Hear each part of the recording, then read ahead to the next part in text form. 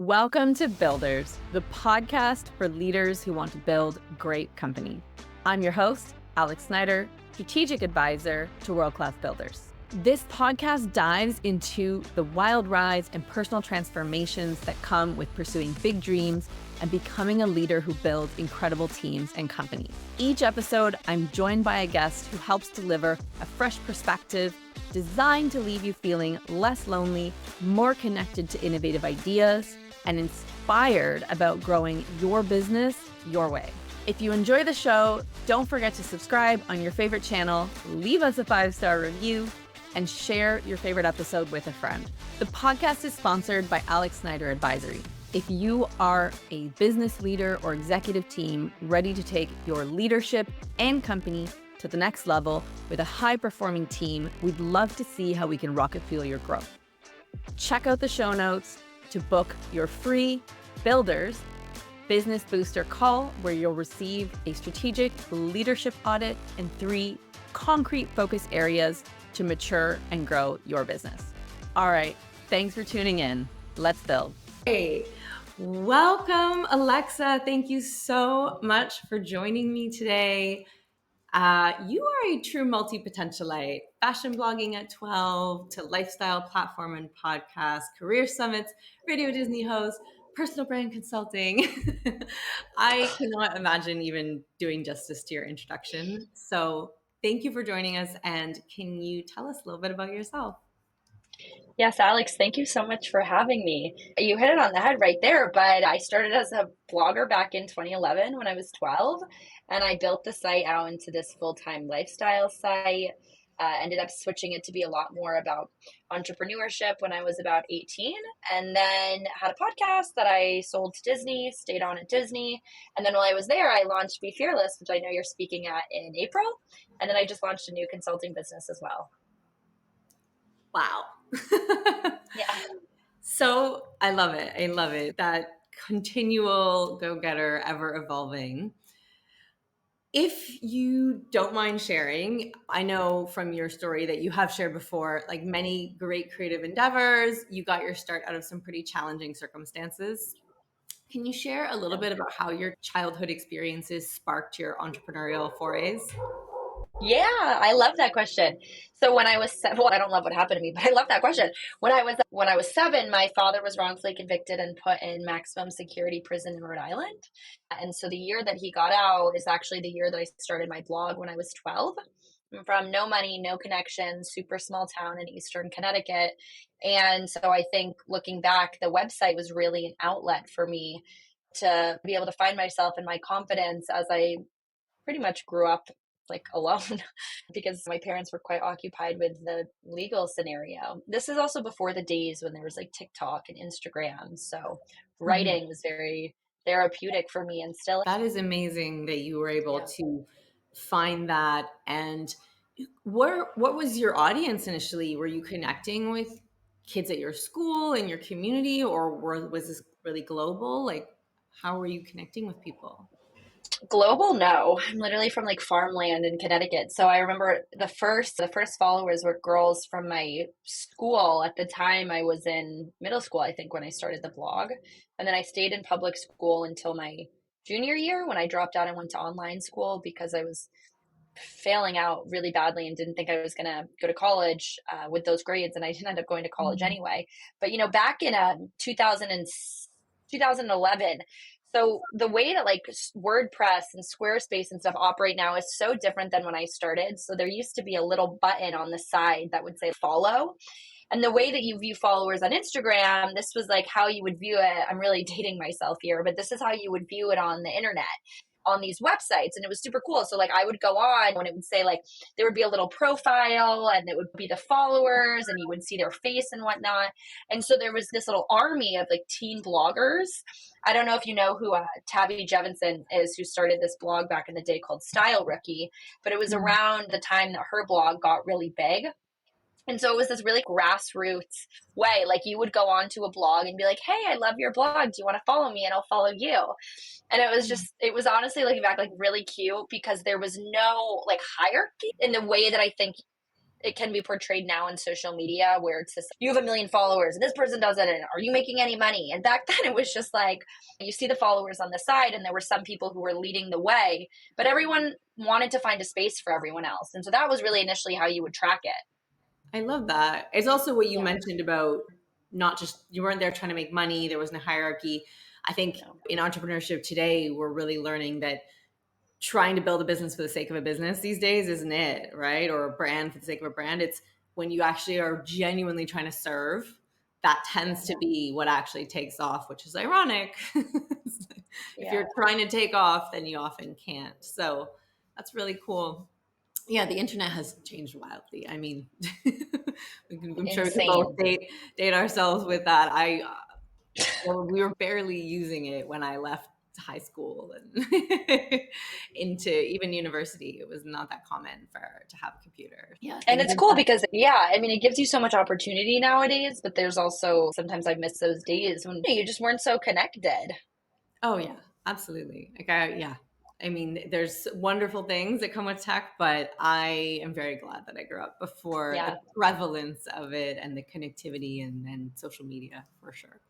You went from 12-year-old girl blogging about fashion, connecting with other, kids your age, and then it evolved, right? To Life Unfiltered, to a broader range of topics, some heavier topics. When did you decide to seek sponsors, and how did you decide who to target and how to frame what you were doing, and how did you go about it all overall? Well, back when I started, I really was unable to pursue like the Alexa Curtis personal brand full time, and probably till 2 years ago. I think people think like I was making money when I was 12. I mean, I wasn't. I had no idea what was going on. And so it's taken me like 10 years, like getting the Disney show and then leaving that and really figuring out, I think, how to monetize it properly. But so I have such a unique story because I found this way back in the day. I was interning for this girl in New York. She was paying me a small amount of money a month. I mean, I was like in high school, and somebody had said you should reach out to Alexa. And so she would go on air and do these morning show segments. And I was, fascinated by the entertainment industry, obsessed with being on TV. It was just always something that I knew I was really good at, was being on camera. And so I asked her, like, how do you make money? And she was like, oh, you reach out to say like a Kmart or a Target and say you have a morning show segment with Fox or the Today Show, and they pay you illegally behind the scenes.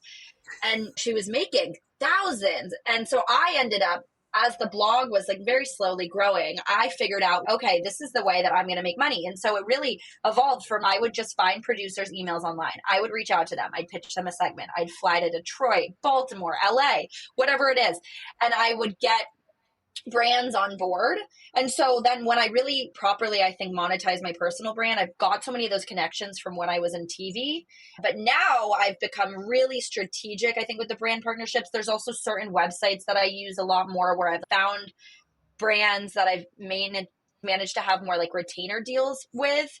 But it's an evolution. And I think for every person who's trying to do this, you will never not have to deal with that numbers game. It is the most frustrating part of this, regardless of how creative or good or your ideas are. And so that's why I love the influencer side. I mean, I've been doing it for years, but I've taken a step back to start the consulting business and get more into Be Fearless, because the brand deals on the content side, it could just be a pain. It's just annoying sometimes. Yeah. I have some clients who are in that space and friends, and it's like many things. I always say entrepreneurship is less sexy than we portray it to be. That content or influencer lifestyle absolutely is, and it can also feel really counterintuitive at times as well. You have to, like you said, you have to be strategic. You have to make some big decisions.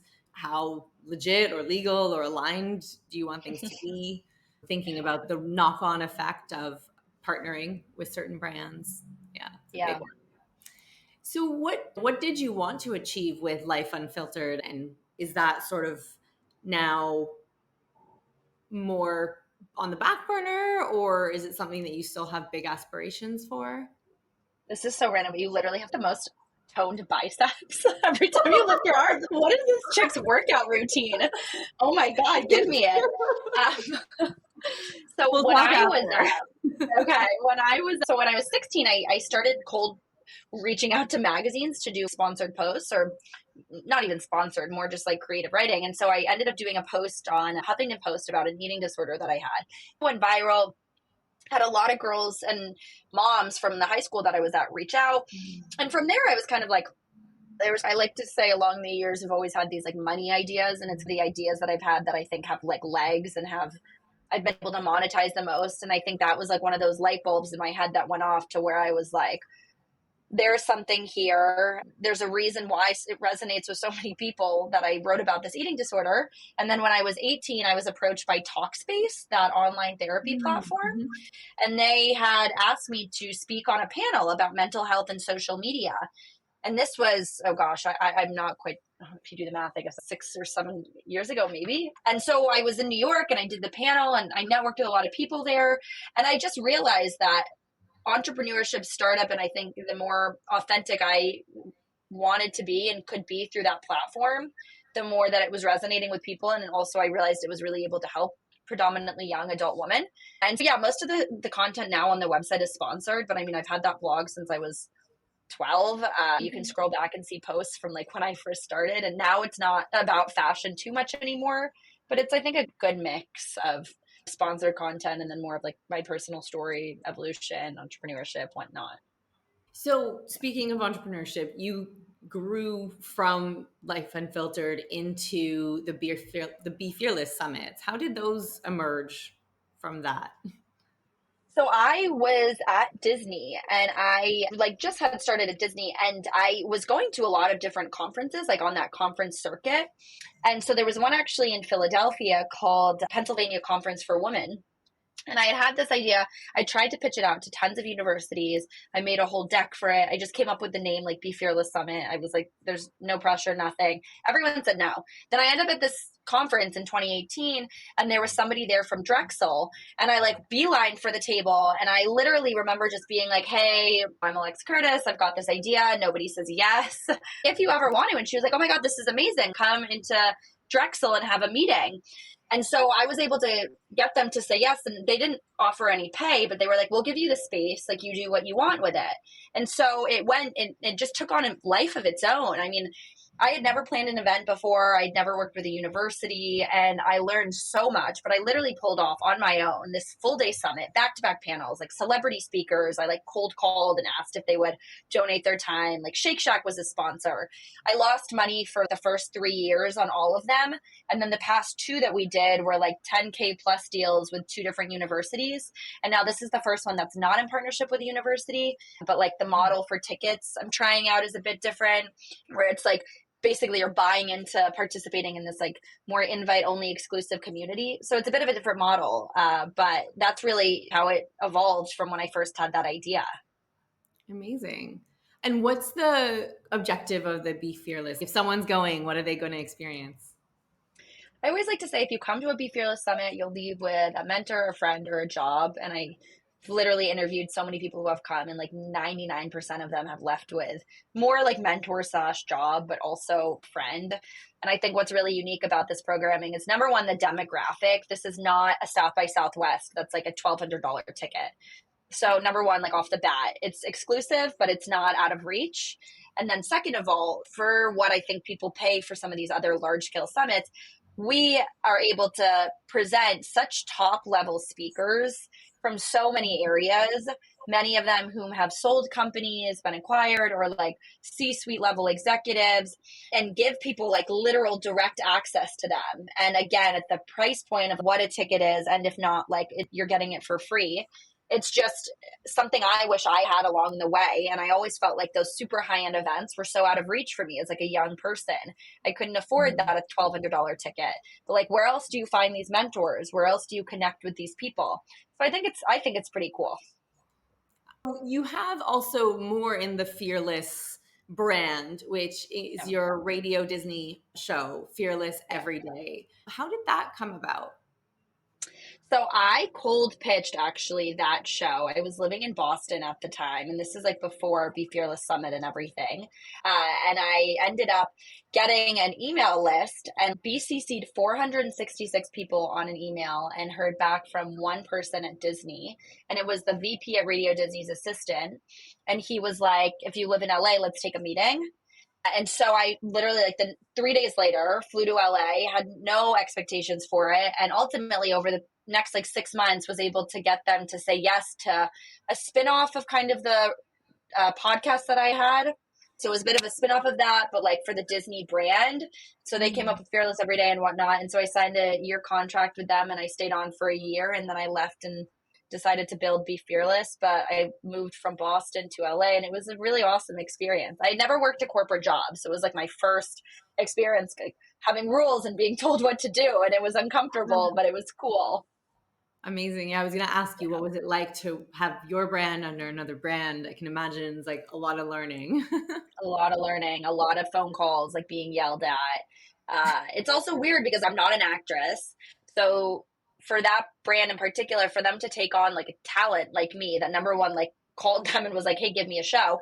And then second of all, is not an actress. They almost like found a spot for me. And I'm so grateful they gave me that chance because it's not traditional. Like you usually can never get in the door with these networks. I mean, Disney is the top without like agent, manager. And at the time when I first wrote that email, I had no representation. I literally was just like a girl who was doing these TV segments to pay her bill and like blogging.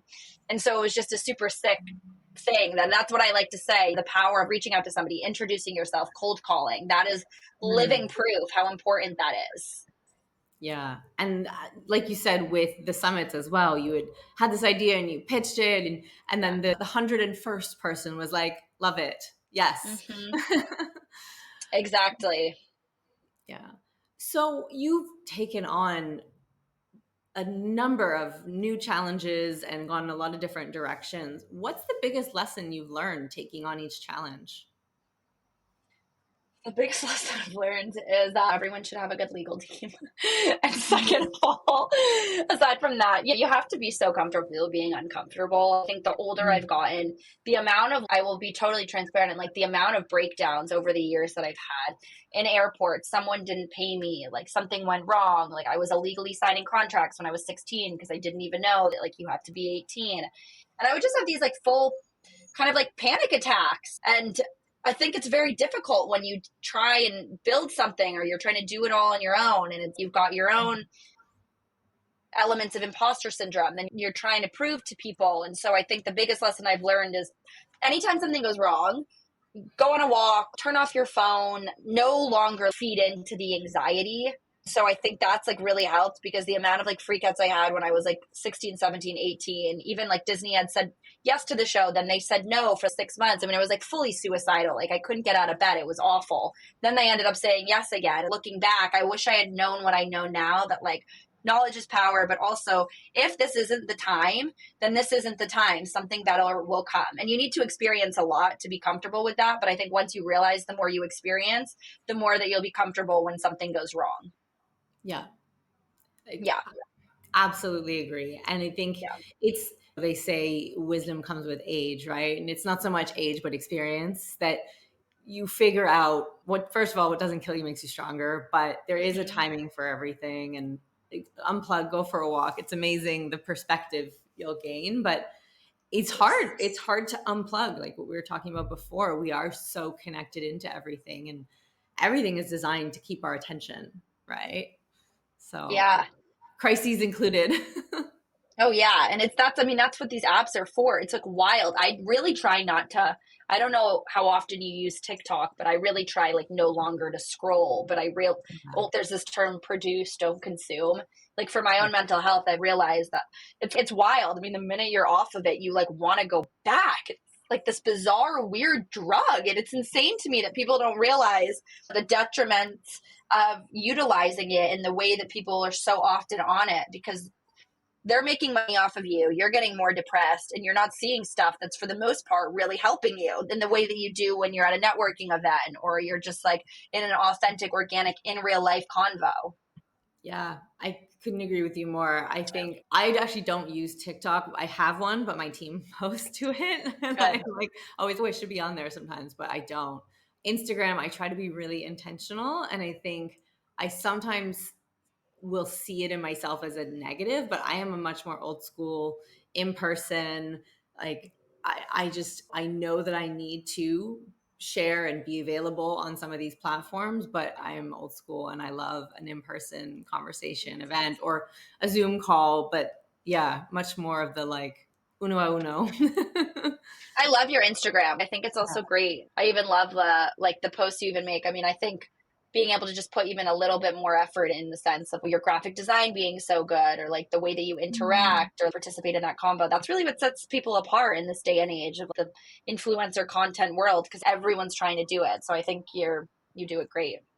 Thank you. I think to the point you made earlier, like because I don't see them as the way to stardom or even necessarily clients, I really see it as how can I put what I've learned and honestly learned through a lot of hard lessons and hard work, right? I did the corporate gig of 20-hour days. I did startup life.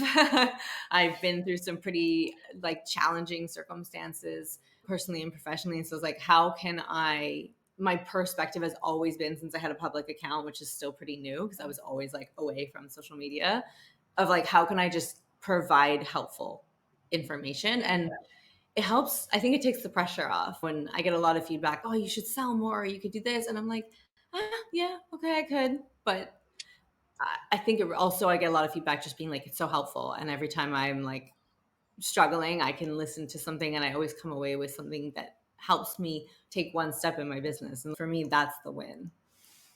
Huge. It's like a dance, right? It's dating. Like you don't want to be too salesy, but you also want to show your true colors because that's how people know you're authentic or whatnot. So it's really like a dance. Yeah, I think that's a really good point. And I think also to a little bit to your point, I'm a big fan of accessibility. And the reality is not everyone is going to work with me or needs to work with me or can afford to work with me. It doesn't mean that there isn't something for them in my world. And I think that's the other thing that's really important to me because, yeah, I know what it's like to not be able to access things. No, that's huge. And I think as a coach and stuff too, like everyone now is, I'm a coach.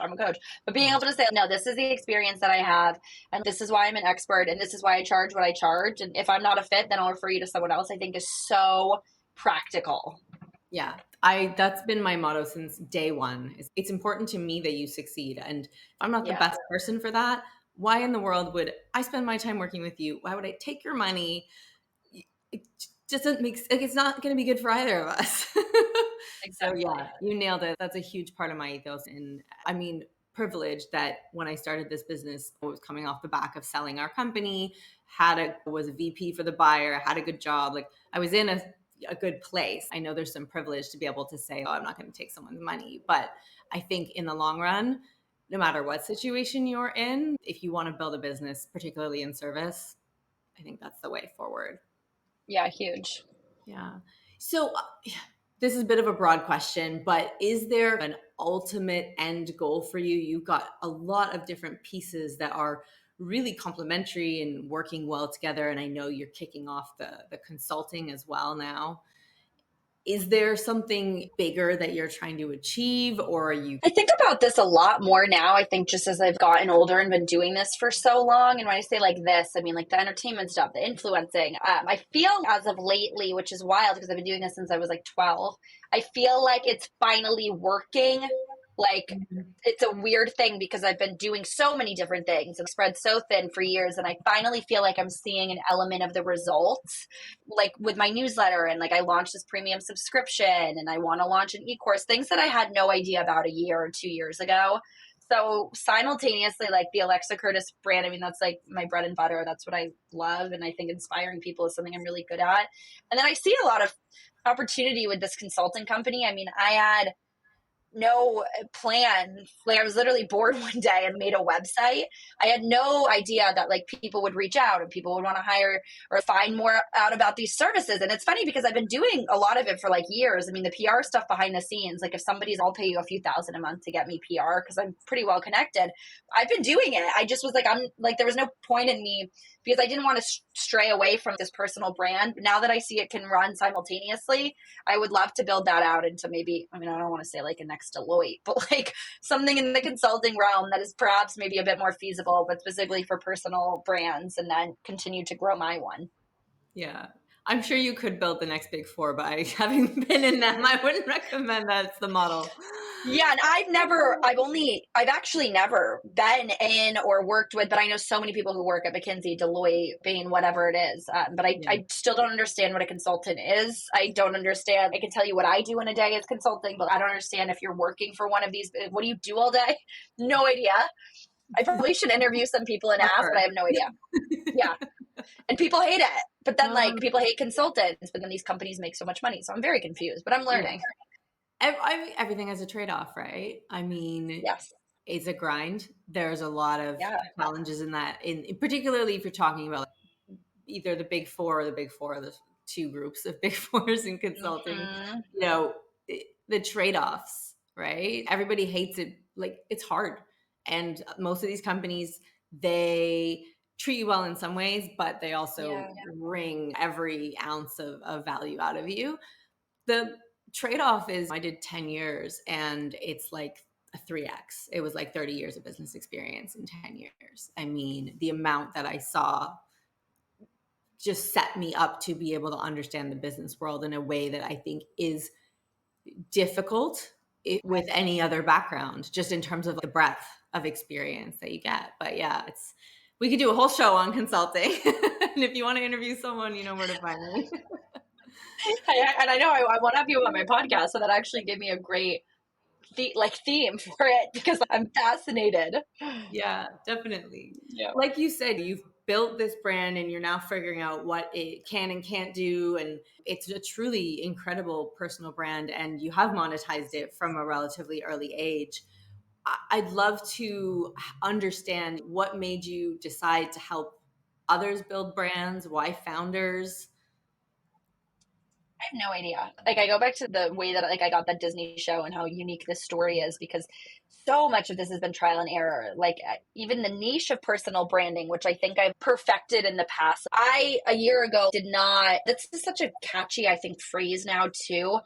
I don't know why I decided to go with that, but I realized that that's really what I've built, a personal brand, done it from scratch, figured out ways to monetize it that have really been maybe a bit more non-traditional or like unique ways to monetize a personal brand. And so I think that experience for me, just doing so many different things for years, but like it all coming back to that like Alexa Curtis name and like knowing what I'm good at, which is like podcast, being on camera, whatnot. That's really what that personal brand is. And then of course it's a whole other beast trying to figure out how to monetize it. But I've just got these really, I think, out of the box ideas for how to do it and how to set yourself apart. And so like the fearless mission, and then I think personal branding now is like really the forte.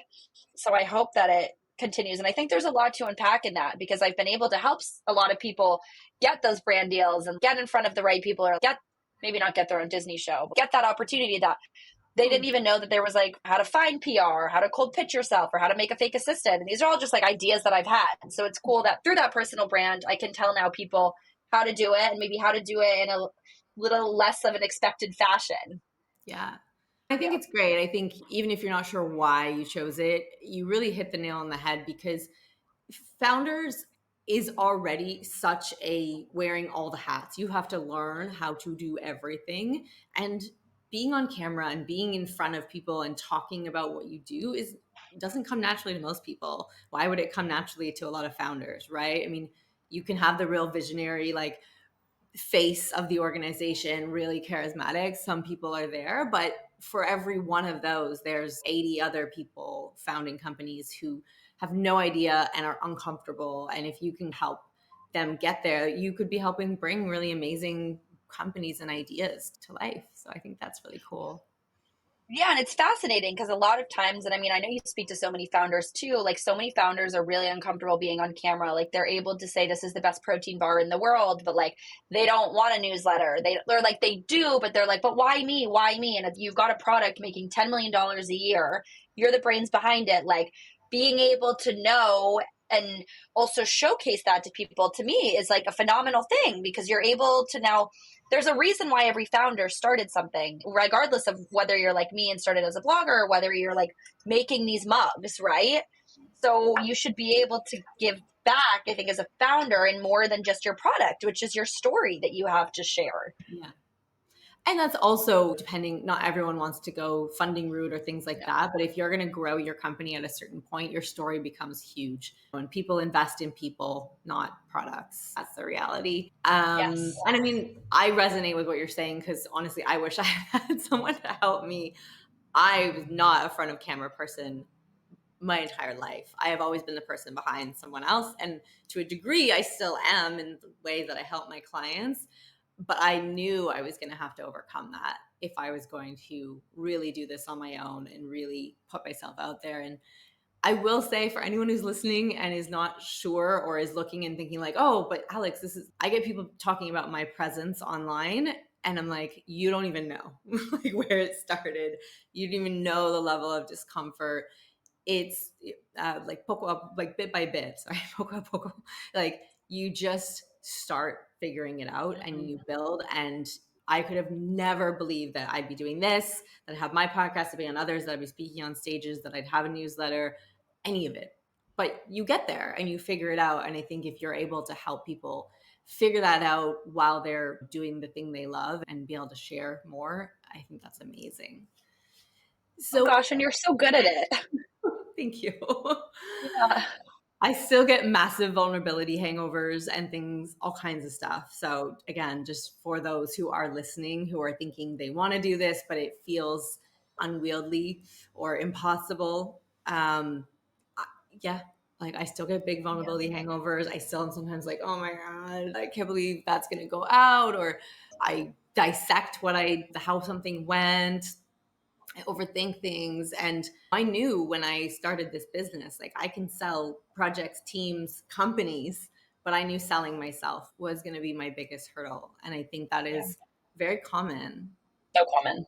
Very few people that you see out doing this or anything started feeling 100% like, yeah, fine.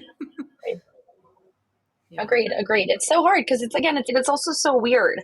It's so weird to sell yourself, and weird, I guess, is maybe the incorrect term, but it's so uncomfortable because anyone can get up on a stage and be like, I'm the best, buy my service, this is my product. I mean, are you a narcissist? Because I've never been able to get on a stage and I'm confident, but of course you still wonder, but why me? I know I'm good at my job, but also like, this is so weird. And so it's, again, I think it's that dance, and I think it just takes years to perhaps perfect that dance. Like, I'm confident and I know what I sell, but I'm also a human. So like, I can teach you how to have a personal brand, but there's also, I have flaws. That's just how it goes. Yeah. And I think it's the vulnerability, right? Mm-hmm. And it's figuring out how to be real and vulnerable while showcasing your expertise in the way it deserves. Yeah. I mean, speaking of that, we talked about you've built an incredible personal brand. You're helping people to build those. So for those who are listening, what are the fundamentals of personal brand building in your opinion? Oh gosh, I actually I just did a PowerPoint earlier on this I wanted to make. I think there's a few fundamentals. I think in particular, knowing your niche. For me, it started as fashion. Now it's evolved to more like entrepreneurship, startup. I think knowing your niche, which I think comes through like customer interviews, user interviews at the beginning. Mm-hmm. I was doing a session yesterday with a woman who just launched a podcast, and she has a newsletter and she's got 2,000 people on it. And I was like, have you asked any of them what they want to hear from you? Because she doesn't know what to talk about on her podcast. She was like, no, I didn't even think about it. And I was like, that's your customer right there. Anyone, those first 5 followers, 10 followers, 500 people, those are the people who are going to buy whatever you're selling, whether that's your nail polish or like your next subscription or your book. So go to them, ask, what do they want to see? I mean, I probably do one interview at least every 2 months, like minimum, because things are changing and people are changing. So I think that's really important. I think also with personal branding, if you can find somebody, three perhaps people who have done it. Like for me, I really like Sheryl Sandberg. I'm obsessed with Sarah Blakely. I love Michelle Obama. Obviously, like their niches are so different. The way that they've monetized, the way that they've done specific public speaking gigs, written particular books. So knowing, even if you don't know what your niche is yet, knowing like these are the people in that space that inspire you. And then I think, yeah, also the amount of experience you have is really where you can say you're an expert. I think I'm at a point now where I can and do consider, which also makes me very uncomfortable, consider myself an expert in this space. Yeah. And so if you're selling your services and you're like, 3 months ago, I launched a personal brand, like you're just not ready. You're very like new to this. So I think you can, like you're dipping your toes in, but really going to conferences and like starting to public speak and whatnot versus just trying to sell coaching at the beginning is like really important so that you can build that client base and also figure out what do people really want. Yeah, I think that's a great point. You spoke to this dedicated kind of community that you're going to have, that your first few followers, the people who will follow you and buy from you. What do you think is the secret to building a dedicated community? Or how does your community maybe grow or evolve with you? I think for me, number one, like authenticity. And I say that because you have to be really silly to think this is a market where like everyone on the internet is great and everyone wants to help you. I think 99% of what I see online is just BS. And so I'm really glad that like I'm fucking authentic, and I'm glad to say that, and I know what I'm talking about, the good, the bad, everything in between, because it's my own personal experience. And so I think that's probably number one why people follow me. And I think number two, the community thing, I never really saw myself as that's what it was, but truly that's what this has been since age 12. Like the, hey, do you want to follow me? Or hey, do you like my site? I'll click follow. Like it's all building on that.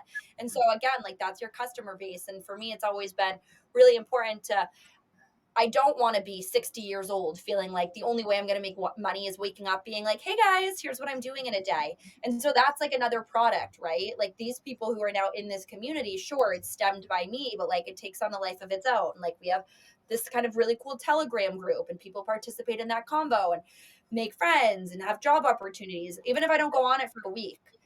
And so that's really great too. So if you're doing something in the personal brand space, that may be something you want to think about launching, a Slack, a Telegram, something that gives your customer more than just you. It's just a big value add. Yeah. It's interesting because often hear these days people cautioning against letting your connection to your community be controlled by a social media platform where your account could be suspended, restricted, somehow the rules of the game could change overnight. And the mitigation is usually a newsletter. Yeah. I mean, I think it'd be really helpful to talk a little bit about the fundamentals of growing a newsletter, but maybe also what are some of the other alternatives, like you said, Telegram versus a newsletter, because one is still a one-to-many and the other is more of a community space where there's organic interactions growing. I love that you bring that point up, because I have been saying this to anyone who ever tells me I want to be an influencer. My first two questions is, but why? What are you influencing? And number two, if your only goal is to amass a mass amount of followers on a TikTok, on an Instagram, and one of these platforms shuts down, what are you going to do? And so that's why I always say, if you're trying to become an influencer and you want to quit your day job, that's a really stupid idea, because you're giving, as you just said, all of the power to this thing that just may shut down. So I love newsletters. Like I have built mine, I have scaled mine. I think it's an awesome thing. I've always had this email list, like since the beginning. Like it was just a pop-up. That was the one thing back in like when I started. I mean, email lists have always been around. So I always had the sign up for the email. I didn't always put out a consistent email, but there was always so I think that's really great. And then for the community thing, I've tested this out over the years. It never really worked until now, quite honestly. Predominantly, I tried it out on Facebook, like Facebook groups. And I mean, there are some people like the Skinny Confidential, Lauren Bostick. I mean, she's got this, I think, hundreds of thousands of people in this Facebook group. I never felt like it worked until I did this Telegram one. And so I think for me, I was in other Telegram groups and I was like, okay, this is cool. I think this is an easy way to do it. Slack, I have a Slack for my company, and I've been in other Slacks for like other, companies and whatnot, but I think it's too close to work. So I think when somebody is like getting Slack messages about their day job, like why would they want to go on and then make friends? Yeah. So I like this Telegram thing. I know there's also like Discord, but I think Telegram's probably the best at this point. And then if it's free, you can just send it out. Hey, here's a link. Once you know your niche or like what somebody's going to get when they join that, that's when you can start being like, hey, join this group. It's really great. You may get a job opportunity, whatever it is from there. Yeah, so that brings up a good point. Most of us can't manage our inboxes already. So how do you convince people to sign up and give you their email or their information? I don't really convince them because I'm very slick with the way that I sell. And I think like the newsletter is a product, this premium membership is a product. Oddly, I've found a really sweet spot in Reddit. So I've joined a lot of groups on Reddit like mentorship or marketing or sales. And it's so funny because I'm selling sometimes a $17 membership. And the minute somebody signs up, I'm like, oh my God, this is amazing. And it's 17 bucks, right? Like it's nothing to me. That being said, the effort of going through the sales funnel. Hey, I saw you posted, for example, right? Like somebody posts, I need a mentor, or anyone have advice. Hey, I saw you need a mentor. What are you struggling with? Oh, thanks for reaching out. I can't seem to get anyone to buy this coffee I launched. Oh, why do you think that is? I don't know, actually. I think it's because XYZ. Oh, interesting. I don't know if you're like interested, but I've got this membership. It's 17 bucks. I'm happy to give you a refund out of a month. Like it's, you know what I mean? So I'm not like, hey, subscribe to Stay Fearless or Die Trying Premium for 17 bucks a month. It's more if you think this is potentially going to add value. Like I think it adds value. I think the people in it get value. Here is Yeah. it. I love that it comes back to service again. And I want to actually highlight something you just said because it really resonated with a conversation I had yesterday with a former client who I stay in touch with, friends. You said $17 is not, it's not a big thing. And they've just launched something and they were saying, well, it's not the ultimate and it's like a micro win. And I said, no, momentum, right? Like repetitions, momentum, every step builds on every step. And as entrepreneurs, we're so on to the next thing. We can rob ourselves of momentum and of the win because the win is actually really important. And I think what you said is, yeah, I know that the $17 isn't, it's not going to make or break, but you recognize that it's about more than that. And it is a win. And it's having that win filed away for I can do hard things. I can succeed when I go through the process. It works is what then allows you to go through that process in a bigger and bigger way. So Yeah. I love that I, you said that. I love that you said that too, because I think it's also really cool when you look at a personal brand, you don't necessarily look at it. Let's like use, I mean, a friend of mine, I don't know if you know that truffle hot sauce brand Truff, but like two of my Boston friends, they started this brand Truff and they're always launching new products, right? There's like a mayonnaise, then there's a hot sauce, then there's an olive oil. And now they're partnering with Popeyes. If you were like, okay, so they started this brand and there's everything under, but then there's the personal brand, right? So there's Alexa Curtis and now there's Be Fearless Summit. That's a product. There's a premium membership. That's a product. There is the Radio Disney show. That's a product. Not all of these have scaled and not all of them have worked in the same way that I bet they think one of their hot sauces hasn't worked the same way the mayo did in sales wise.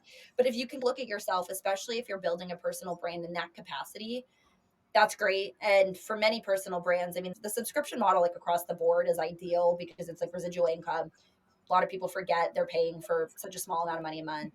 And if you can quadruple that 17 or 15 or $5 into 500, 5,000, you're paying your rent by just like doing whatever this $5 is worth a month. And so that I also am like really intrigued by as of lately. Definitely. So we talked about providing value in some way through regular connections. I'm wondering just practically for those who are thinking, okay, I have a newsletter. How often should I be connecting with my list? Or maybe I have a Telegram group, but as you said, it has a bit of a life of its own. Is there a rule of thumb around presence, connection, frequency? If you have the time to do a daily newsletter, I would do it. It's something that I've thought about doing for a while is like every day. I don't think right now I could handle that with like trying to grow it as well. But if not, then I think once a day, consistency is key. I mean, for me, it's the same day and time every single week. I once a month send out an email to people who are not opening the newsletter or who have unsubscribed. Mm-hmm. Say, hey, I noticed this. Like, what can I do to entice you to come back? And then if you're on other platforms like Twitter, LinkedIn, or Instagram, TikTok, the more you show up, obviously, the better the engagement. I'll go like days where I post 100 times a day, and then like Saturday and Sunday, I don't really post that often. But I find that like for me, the more active I am on it, of course, the better it is because if somebody likes following you, then they want to know what you're doing. Right. So the newsletter is quite different as well, because personal brands have newsletters, but there's also so many other areas. I mean, I know people who have like literally launched and sold, like their newsletters got acquired in something totally opposite of what they do as a day job. So there's so much potential there, but it does take time and it is effort. Similar to a podcast, a newsletter is quite similar, but it's that engaged following. Yeah, Yeah. definitely. So we've talked about all these amazing things you've done. You've got consulting ramping up. I know you also just recently moved to London. What are you most looking forward to next? I'm most looking forward to this event in April.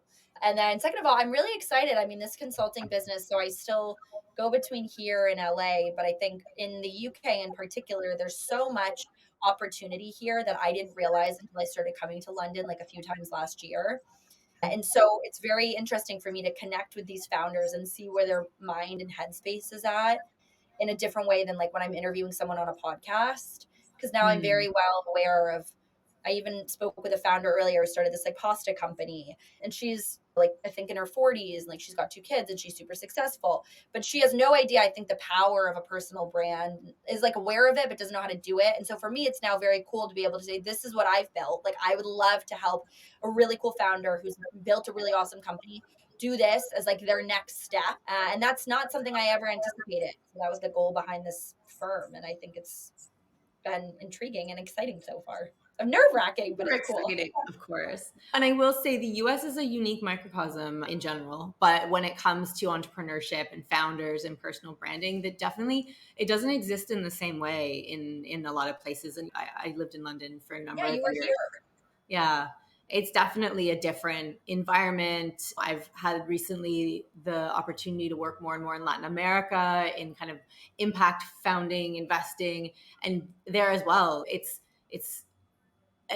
I'm not from the US, so I think that gives me the perspective to see it a little bit more easily, maybe. But I think anyone who, whether you're from the US or not, has started in the US startup entrepreneur culture, it can feel like that's what everyone's experience is. And it's actually not. It's really this unique, very financially well funded, very talked about. Like there's just a lot of resources, conversation. I still think there's lots that people don't know and should know more about, but it is very different than most other parts of the world where entrepreneurship is very normal, but not as well connected. The community, the resources, the funding, the financing, it's all really different. So I think it's really cool to take what you have built and what you've learned and bring that to these other markets. Yeah, it's fascinating here that it's not like that, because it's so similar. It's like a New York, London, right? But then you talk to somebody about personal brand, or people here are also very reserved. I mean, my mom's British. Like, they're very reserved. They're not the person to, again, be that like, hey guys, this is what I'm doing, a day in my life. It's just not the vibe. And in America, it's like the hustle culture. You're not doing enough. It's never enough money. Here, people are like, it's 5. I think I'm done. I'm done. Where, of course, Yeah. there, like, oh my God, people are working till, myself included, 10 p.m., 11 p.m., like all the time. And it's, but why? Yeah, it's weird. And London's a microcosm because London is pretty like hardworking, but it depends where you are and what industries. So, but yeah, very interesting to see how it goes for you. We've covered a lot of ground and your journey has had some fascinating evolutions. If you had one piece of advice, either for younger Alexa or people on their entrepreneurial journey today, what would it be? Oh gosh, I really want to say not something cliche. My piece, my piece of advice would probably be, oh gosh, For a reason, I don't I want to say hate like, them just too, do but I it. dabble. I know. I just don't want to say something like, just do it. I don't know. Oh, I guess actually my biggest piece of it is like, don't tell people your ideas. That's the piece of advice. Don't tell people your ideas, because not everyone's going to believe in you. Not everyone has your best interest at heart. And I really urge you to not tell like just because this person's your best friend or just because this person is your sister does not mean that they're going to believe in your idea, unfortunately. And I think I realized the hard way with relationships in my life, like friendships, like a lot of people are going to be really jealous if you're doing something different, because, and not jealous and like, God, she's so cool or she's so beautiful, but it takes a lot of guts to do something like what you and I have done. Not everyone is cut out for this, and they shouldn't be, because this is effing hard. And so I think to prevent yourself from getting burned or hurt in relationships is just obviously there's certain people you should tell things to, and there's just certain people you shouldn't.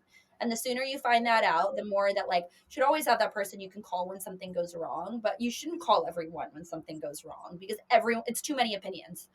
So just have that person or that second person that you're really in a safe space with that supports you even if you screw up. Yeah. And then keep everything else pretty close to you. Yeah, I think that's actually an amazing piece of advice. Entrepreneurship is hard, and you will grow so much and you will lose people in your life that you maybe thought you never would. And I know I've been through that experience and it's really tough. So I think that's an amazing piece of advice, is to have that awareness. And it's great to share and have some support, but you also just have to prove it. Other people don't see your vision. They don't believe it's possible because they're not you, and they're not going to do it. So they don't need to believe that it's possible. Exactly. I always like to wrap up with a few rapid fire questions. They're ones that you can pass, skip, things like that. They just give a chance for people to get to know you a little bit beyond the business talk that we've been through. So you ready? Yep. I love these. All right. What is an experience that changed your life? An experience that changed my life was, I think, my first actually TV segment on Rachel Ray. Wow. Yeah. That's quite a first. Yeah. What does strategy mean to you? To me, strategy means having the ability to be able to see like where you are now and where you want to be and like what the future holds, but also leaving room for things and to pop up and like to be flexible. So I think having a really flexible strategy in place is critical. Love it. Is there a book you've read that changed your perspective on something? Shoe Dog by Phil Knight. Mm-hmm. How to Stop Worrying and Start Living by Dale Carnegie. I have a lot of books. Those are probably my two, though. All right. And the last one, if you could go to any concert tomorrow, touring or not, dead or alive, what would it be? I don't know if he's a DJ or what he is, but there's a guy, his name's Darcy. It's Darci. It's like rap, but like EDM. I want to see him in March in London. So I'm really looking forward to that. Awesome. Alexa, thank you again for being so generous with your time and your knowledge and your story. Where can people connect with you if they want to continue the conversation? So you can follow me on LinkedIn or connect with me on LinkedIn, of course. My newsletter link is also in my bio on LinkedIn. And then on Instagram, it's Alexa_Curtis. TikTok is Alexa Curtis Unfiltered. And then Be Fearless Summit as Be Fearless_INC on Instagram. And that event is April 27th. So you can find out more on your page, on our page, whatnot. Yes. Yeah. I'll be sharing more and more about it, as will you, and Be Fearless on Instagram. So Alexa, thank you. It's been an absolute pleasure. And I'm so excited to continue our conversation and get to meet in person soon. Oh, Alex, thank you so much for having me. This is so amazing. Yeah. Thanks for tuning in. Our goal is to create connections and inspire conversations about building great companies. So please subscribe, rate, review, and share this podcast with your network. Sharing is caring. If you're a business leader or executive team ready to take your leadership and company to the next level with high-performing teams, we'd love to see how we can rocket fuel your growth. Check out the show notes to book your free Builders Business Booster call, where you'll receive a strategic leadership assessment and 3 concrete focus areas to mature and grow your business. You'll also find the link to join the Builders Club to stay up to date on upcoming events, get valuable tools and insights, as well as be the first to receive exciting announcements straight to your inbox. No spam, I promise. You'll also find my website, alexsnyder.com, and all the places to peep my creds, hear what clients have to say, and see if I went to the gym today. And one final note, this podcast is not intended to be legal, tax, or other professional advice. Thanks for joining. We'll catch you on the flip side.